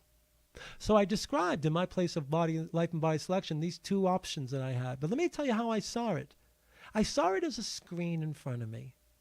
And as a screen, I'm standing there and I'm looking at the screen. It was a big screen like an IMAX theater, but I'm up right against the screen. And this screen isn't so much huge where I'm seeing a blown up picture of everything. It's a screen like it's a three-dimensional experience, and I'm standing there. And I can see the ones I'm going to be on this screen. And if I wanted to with this screen, I could walk into the screen. If I wanted to, I could merge in that moment of that persona that I was seeking to be. Because understand, no time, no space within the quantum nature of life. In the spiritual dimension, no time, no space. Time is like a place on the map. Florida can be 1950, Indiana can be 1840. All you're doing is going to a place on the map, so to speak, when you go into a lifetime in time. So that's why they're able to show us these life bodies that we can choose from.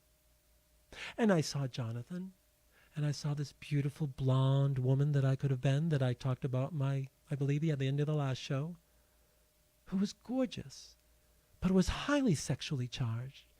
And I talked about how right now I'm in this kind of cycle in this moment, and there is absolutely energies around the lust energies that are certainly circulated within this life. And I knew if I was her, there's no way I wasn't strong enough in my being to be her. It would not have been pleasant. It would have been I just didn't feel I could take that challenge. I wasn't that strong as far as taking that life, so I chose Jonathan. Why?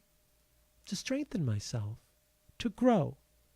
Not so radically, although it's an interesting thing, because in the work I do, I've come into this kind of recognition of soul and spiritual dimension.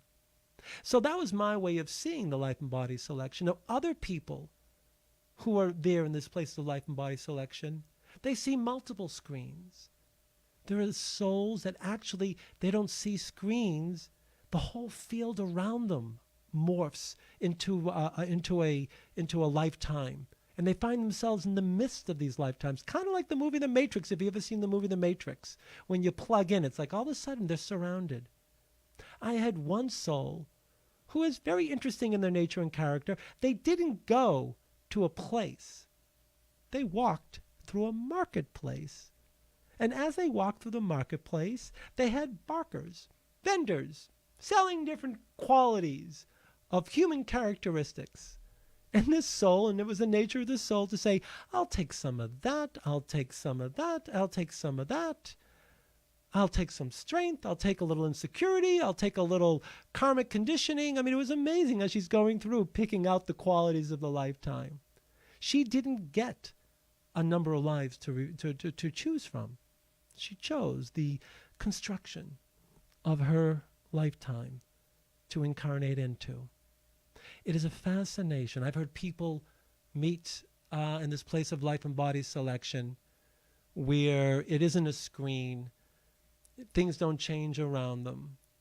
It's almost like a process where they aren't exposed to anything external.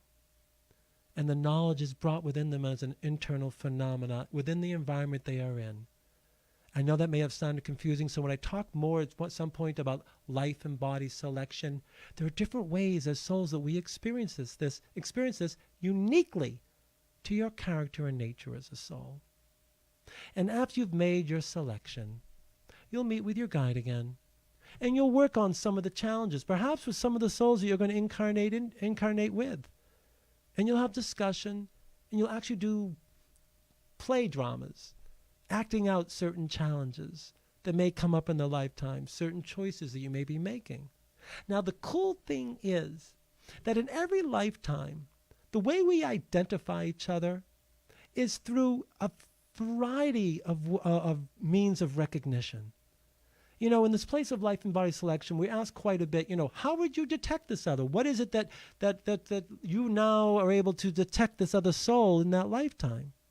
And it happens through a variety of means. Some, it's through the eyes. Others are activated with a touch. Others hear a word. Others have a scent. It is all a sensorial-based moment that seems to activate us in recognition of another soul. And now, how can you recognize the events of your life? These moments that may be red flags. Same thing. Except in those moments, something goes on in the mind, an intuitive hit. In that flash of a moment, you are present and you can choose differently. But so many of us are so walking through life unconsciously that we miss the intuitive hit. So in that way, we just go on with the condition that we're operating through in that moment. But in that way, as you're doing this, as you're making these choices through these lifetimes, and as you've chosen through the place of life and body selection, and you've chosen the one you are being, there are ways of identifying the others in your life and the events, the, if you want to call them, the red flag moments of your life. Now again, I have a little thing I say, and that is this. I call it the drama of karma. See, folks, the way you can tell there's karma in your life, that there's karma with another soul or karma in an event of your life, based on the drama. And as I tell my clients, if there ain't no drama, there ain't no karma. The drama of karma. So if you are feeling activated dramatically by another or traumatically, then know that you are being activated to grow. That your drama with the other is purposeful. It is meaningful.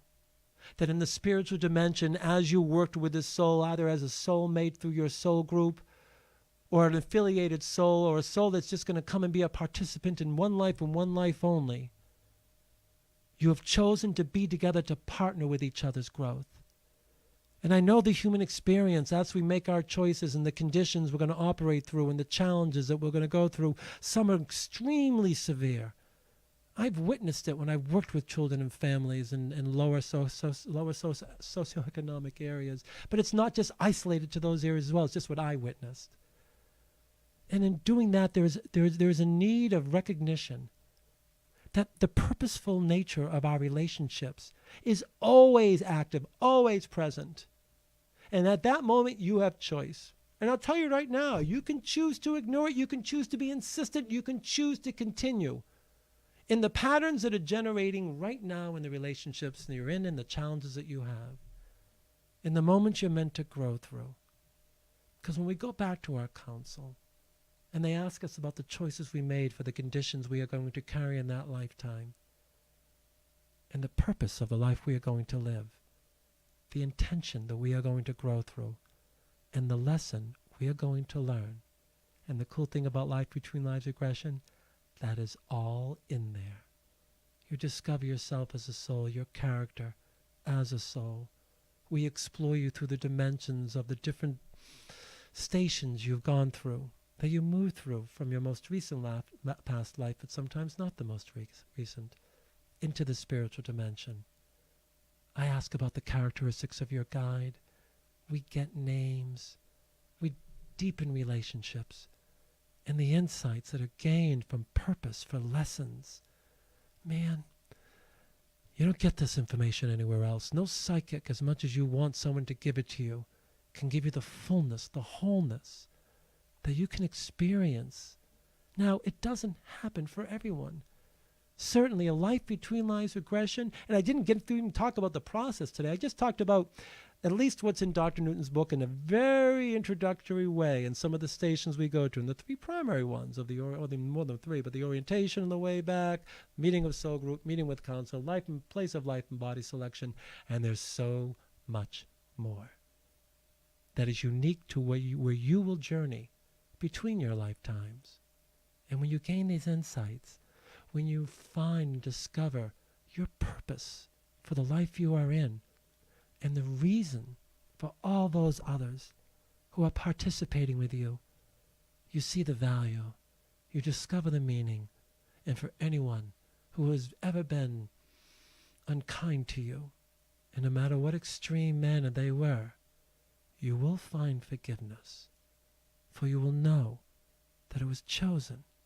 And when you go back, you will discover the reasons further for your choice, and how these other souls have all been co-conspirators in your life. So that's Life Between Lives regression, and a bit about the afterlife through what we understand with Dr. Newton. Again, an introduction into this kind of phenomena. And again, I call it a phenomena because as much as I've seen it repeated through hundreds of my clients, as much as hundreds of Life Between Lives regression therapists have performed thousands of Life Between Lives regressions with people all around the world, all describing a similar phenomena, moving through them based on their uniqueness as far as souls and their maturation.